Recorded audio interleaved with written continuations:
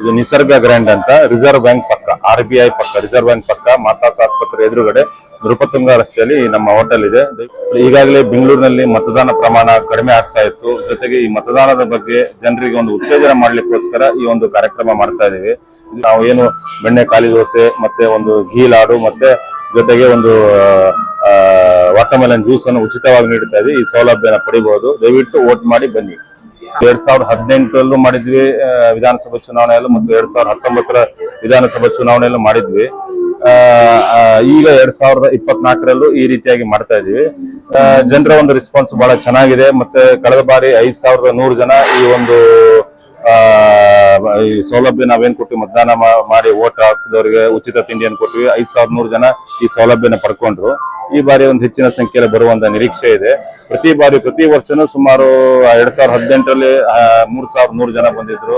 2019ರಲ್ಲಿ 4300 ಜನ ಬಂದಿದ್ರು. ಈ ರೀತಿಯಾಗಿ ನಮ್ಮ ಉದ್ದೇಶ ಮತದಾನ ಉತ್ತೇಜನ ಮಾಡ್ಲಿಕ್ಕೆ.